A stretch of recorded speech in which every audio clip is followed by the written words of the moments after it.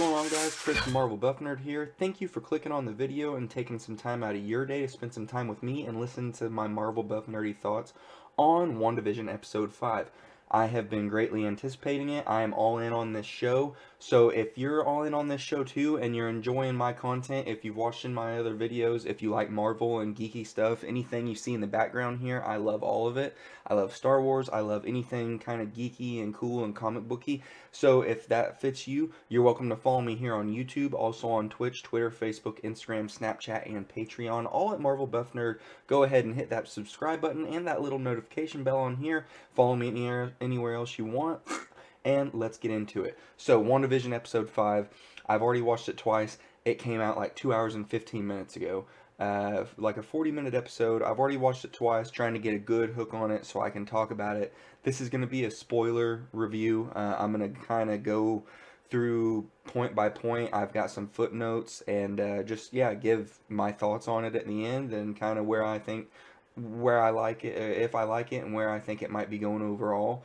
And yeah, let's dig into it. So right off the bat, we pick up with Wanda and Vision and the kids. They are babies, and Wanda can't get them to quit crying. She even tries to use her magic on them to get them to quit crying real quick, and they don't respond to her magic, which is kind of a point right off the bat. It's like, okay, that's kind of weird. And Paul Bettany, Vision's in there with them, and all of a sudden Agnes shows up, and she's like, "Oh, let me hold the babies," blah blah blah. And they're like, "Oh no, you don't have to do that, no worries." And it gets awkward, and she looks at Wanda, and she like snaps out of it like it's a scene. She's like, okay, so should we do that again? So should we take it from the top?" And Vision's like, what is she talking about? And it's like, oh wow, that's weird. And Wanda plays it off, and then she gets the kids to quit crying, and they disappear. And then all of a sudden, we turn to the kids. They come down the stairs, and they've aged like they're like 5 years old all of a sudden, and they were just babies like 10 seconds ago. They're like 5 years old all of a sudden, and Agnes doesn't seem to take notice of this at all or care. So at this point, it's like she's really kind of just watching. She knows what's going on. She's cognizant of all of it at this point. And then we snap out to Monica, and she's describing how it felt to be in the as the Hex, as Darcy calls it, which is kind of a cool comic book reference because in the comics, Wanda's magic is Hex magic. So we get we get a little comic book reference there that's cute. Darcy Kat Denning, she's calling it the Hex. That's what I'm calling it. I'm trying to get it to catch on, and it's like, oh, we know it's gonna catch on because it's a little deep cut comic reference. And Monica is saying how it felt to be in there. She's like, oh, it was like a guilty, heavy blanket was on top of me. It was, it was horrible to be in there. I felt violated. And then they're watching security camera footage. We've never seen this before. They're watching security camera footage of Wanda breaking into the, wherever they had Vision's dead body, breaking in there, full-blown Scarlet Witch powers. I mean, just and taking his corpse so she can reanimate it into this new reality. And it's like, holy crap, this is crazy. We snap back in, and Vision goes to work.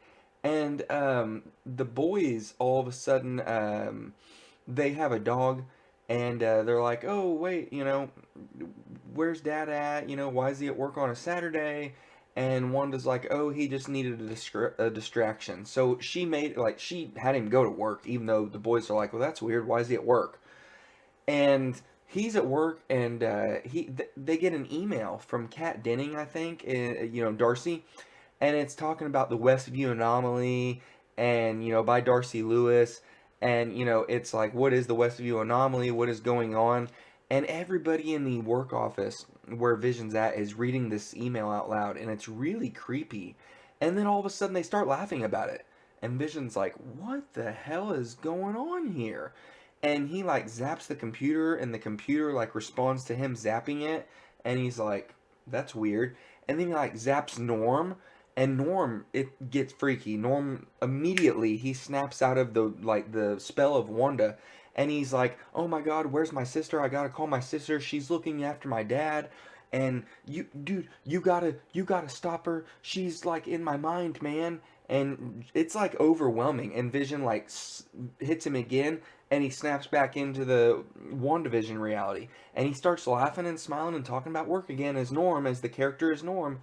And it's like, holy crap, man! Like, it gets crazy. And at one point, director Tyler Hayward, he says there's thousands of people under Wanda's spell, which I thought there was like 30 people in there or something, but he says thousands. So it's like, how many people are in here?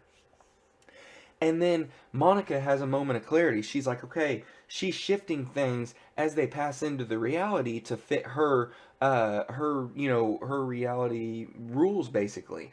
Because she realizes that her 70s clothes are bulletproof because when Monica went in there, she was wearing a Kevlar vest.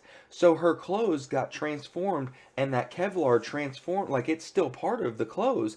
So her clothes are like 87% Kevlar or something, which is really cool. So she has this idea. She's like, what if we send something in that doesn't need altered? What if it fits the timeline? So she has this bright idea to send in a drone from the 80s.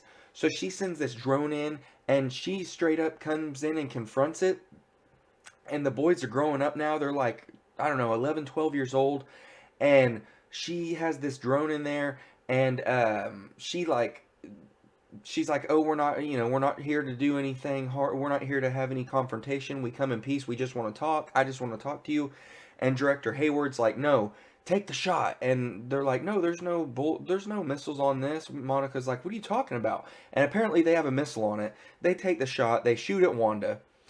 It goes to shit. It's not a good idea at all. Wanda goes full blown Scarlet Witch, takes the drone feed cuts off. She penetrates the layer and full blown confronts Sword.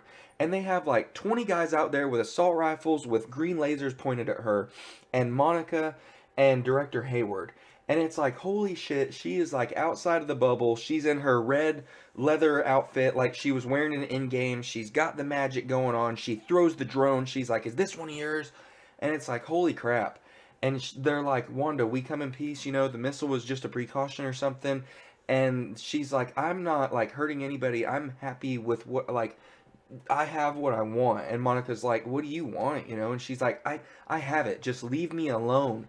Leave my home alone. This is my home. And Hayward's like, you've kidnapped thousands of people. That's where it comes in. And she's like, what about the thousands that more that would have, if this didn't happen, if I didn't contain it or something like that. And she's like, back off basically, or else. And she goes full blown Scarlet Witch and takes control of all the sword guys and points all their assault rifles at Hayward. And it's like, oh, holy shit! Like, oh, is she gonna kill this guy? And she doesn't. And after the confrontation, so she goes back into the bubble, and the bubble all starts turning red. Like, it gets creepy. Like, it's all turning red and like Wanda red evil powered. And then we cut to another commercial, and this commercial is for paper towels, and the brand of paper towels is Lagos, and I think Lagos is part of like Civil War or something. Like it says for the mess you didn't mean to create. So it's like that plays into this whole like Wanda's she's like, I don't even know how this became to be. This whole thing is running over kind of. And so that commercial kind of plays into that. And then we pick up and they're looking for Sparky. The boys are, and Sparky's dead. He got into some leaves of in Agnes's bush, and she's all sad. She's like, "I'm sorry, he's dead," And Wanda and the boys are like, "Oh my God!" The boys are like really sad, and they're like, "Mom, you can bring people back you can bring back the dead. You can do anything. Bring back the dog. You said families forever. Bring him back." And Agnes is like, all of a sudden Agnes is playing dumb, even though this whole time Agnes has been like in on it. All of a sudden she's playing dumb. She's like, you can do that? And it's like, wait, what? Why is she playing dumb all of a sudden? And they're like, bring him back. And then all of a sudden Vision comes in after work and he's like, bring who back? And it's like, ooh, that's weird coming from him because she's bringing him back, really. That's really what's happening here. So the dog's dead and Vision, sees that and he starts consoling the boys. And then we cut to later that night, and Vision's like finishing up the dishes. They're in the kitchen, and he's visibly upset. He's like, there's something wrong here. The boy, it's kind of wrong, that the boys, it's not often that you get a dog in the same day and then it dies. And he's mad at Wanda because she's in control of things and things aren't right. And he's like, I confronted Norm. I confronted him without your power over him and your oversight. This is wrong what you're doing here, Wanda. And she's like, no, no, this is what we want. This is what I want. We have to do this. This isn't wrong. She's just on her side of it. And he's like, you can't control me. And she's like, yes, I can. And she tries to start rolling the credits over the show like, oh, it's over. And Vision's like still yelling. He's like, no, we're going to talk about this. We need to talk about this. This is wrong. And he storms through the kitchen door into the living room. And now he's Android Vision and he is screaming. It's like, it almost made my, like, give me goosebumps, made the hair on my neck rise. It's like, ooh, he's pissed. And it's like, I think we're going to get that epic standoff scene we've seen in the trailers and the promos. And sure enough, we do. He's like, what is outside Westview? And she's like, you don't want to know. He's like, you don't get to make that decision for me. And he is screaming at her at the top of his lungs. And then all of a sudden, we get that epic standoff shot where they both zoom up in the air. He's like, I'm scared, Wanda. I don't even know who I am. She's like, you're my husband, you know? And he's like, Wanda, why are there no other children in Westview? Why, what is going on here? And she's like, yes, there are. How can you think I'm in control of all of this? I don't control everything here. When people make doctor's appointments and when they drop their kids off to school, and then the doorbell rings and she's like, see, I didn't do that. I didn't do that. I'm not in control of that. And so that immediately is like a red flag. It's like, well, okay, then who is? Because if you're not in control of it, who has more power than you? Besides, we know the kids can kind of defy your power, but who else besides you and the kids have power here, maybe? And Vision, obviously. You know, and then they kind of sit and stare at each other, still very tense. Things are very tense and blowing over. The pot is boiling over. We need some resolution. Vision wants resolution to this conflict. It's an open, gaping wound at this point, and we're not getting it, and he's not getting it. The doorbell rings again, which means that like whoever's out there isn't going away. Even if Vision or even if Wanda is wishing them away with her magic, because she's like, I'm not the one doing that. That's not me doing it. She obviously can't make them go away because they're insistent enough to ring the doorbell twice. Open the door. We get rising music, like nostalgic music to a point. We get a back shot of very, very silver hair. Obviously not Aaron Taylor Johnson's hair. And it's like, no way. Is this it? Because we've heard this week that there might be a huge cameo coming. And like from what Elizabeth Olsen said, a Luke Skywalker in Mandalorian-esque level, mind-blowing cameo coming.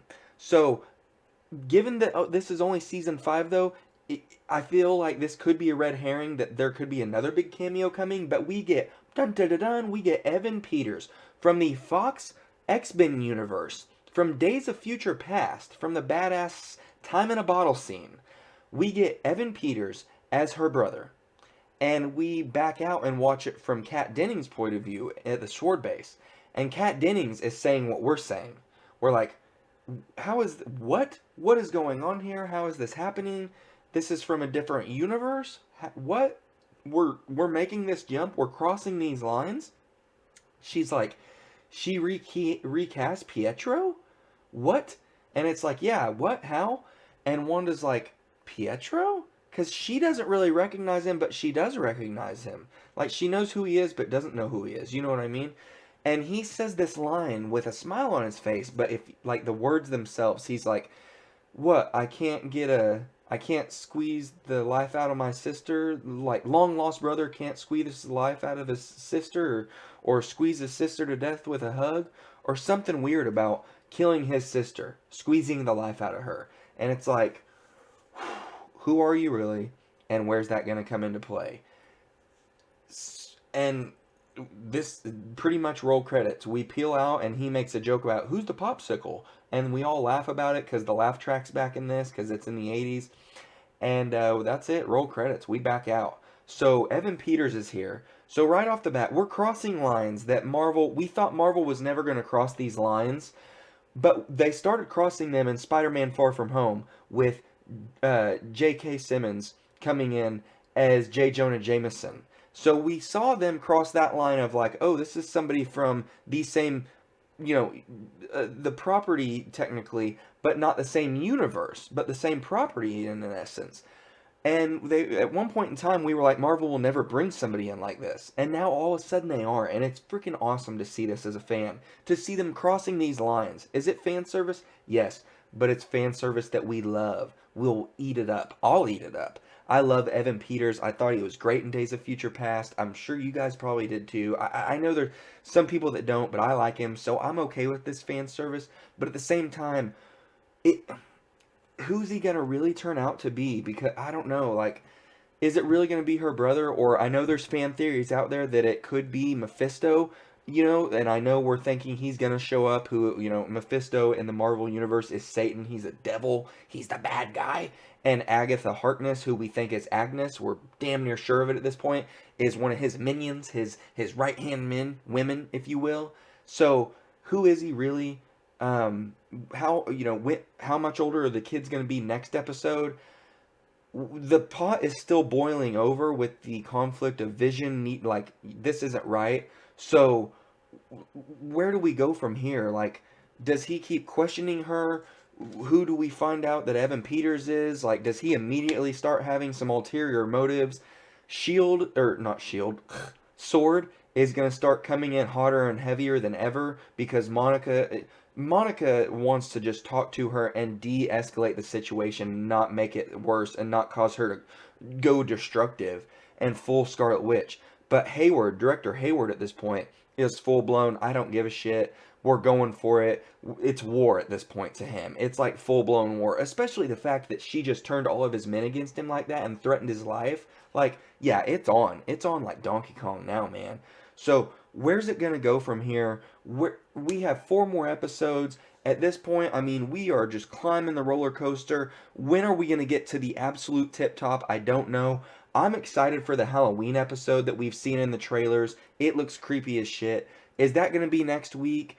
Is that finally when we're gonna see Vision snap Agatha or Agnes out of this? I don't know, but guys, if you're enjoying this as much as I am, I hope you are. If you clicked on this, I know this kind of drug on long, but this was a great episode with a ton to unpack, and I don't think I hit everything. I tried to hit all my notes, but I'm sure there's still some more I'm missing. I'm gonna watch some more videos and watch some other people's breakdowns of this and keep vegging out.